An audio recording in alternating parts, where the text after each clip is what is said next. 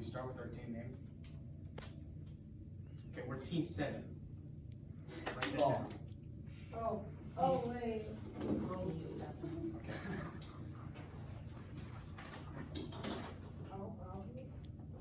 Oh.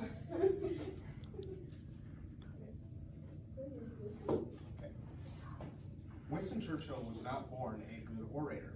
He was born as a small, unloved child, and he was born with a speech impediment. But he once said that we make a living by what we give, and we make a life with what we give. And he gave his all in his speeches. He rose above the fear and challenge that faced him to become a great orator and a great writer as well. He wrote over 50 books in his lifetime and over hundreds of speeches. He practiced for hours to perfect his speeches so they would be as good as he could make them.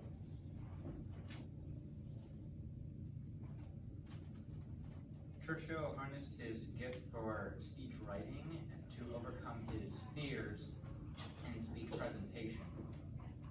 He spent the majority of his life creating impromptu speeches, which would enable him to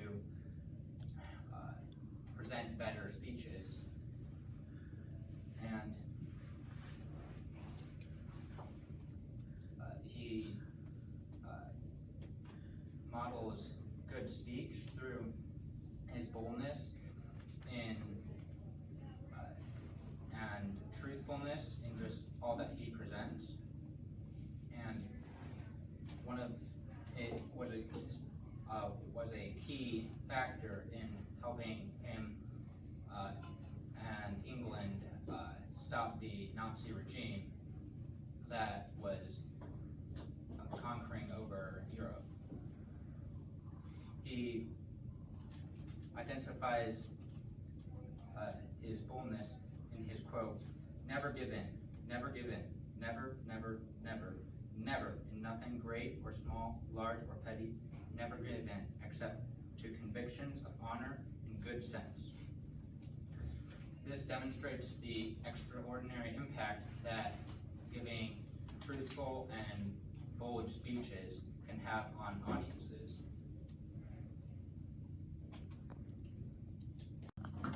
What? Go. Oh, okay.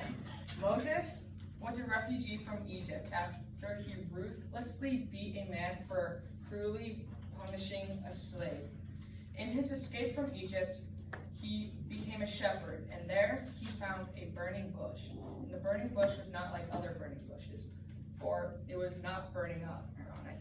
And the bush was being fueled by the Lord. And then the Lord asked Moses to speak for him. At first, after being asked, Moses did not want to speak, even though asked by God.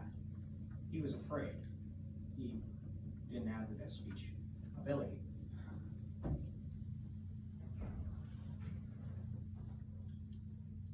Sorry, I helped find the quote, sorry. Who made the human mouth? Who makes him mute or deaf? Seen or blind?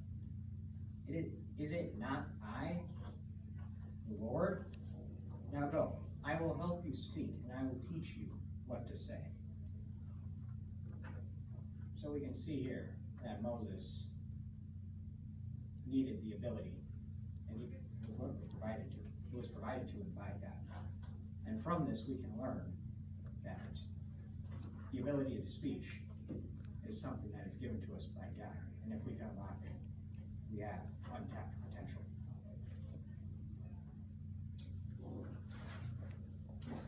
God has blessed us with the gift to speak with Him and others. Because when we speak, we can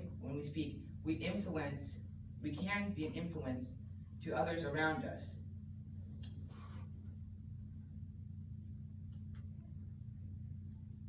In our economy, without the ability to speak, the economy would completely be a mess and it would crumble.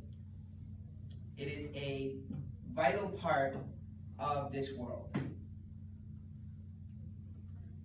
if you took a further look at Moses' life, you would see that he became an amazing leader in leading the Israelites across the Red Sea and into the land flowing with milk and honey.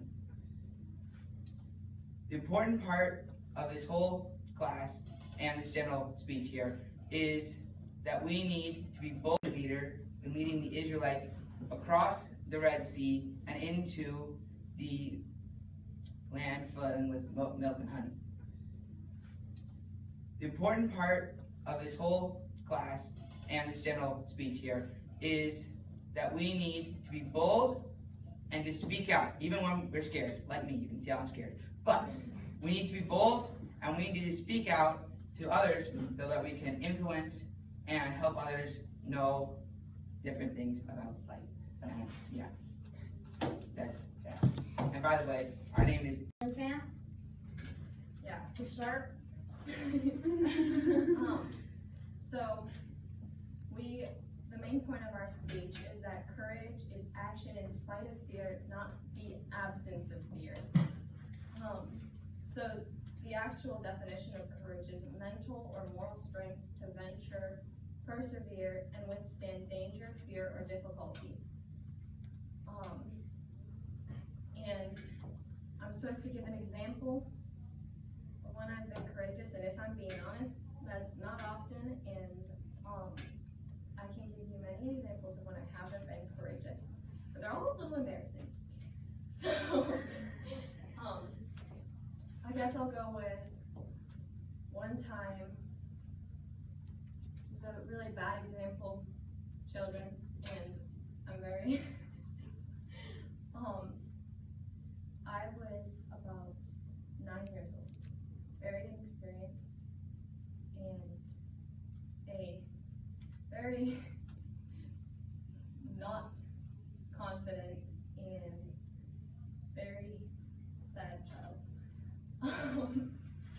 And I wasn't the nicest person because I was so insecure about myself that I wouldn't say anything nice to other people, but I wouldn't say anything mean either. I just kind of ignored them, which is what happened one time when I got asked out, and this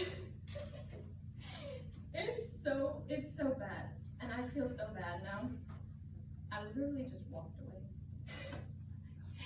It was not the greatest moment of my career.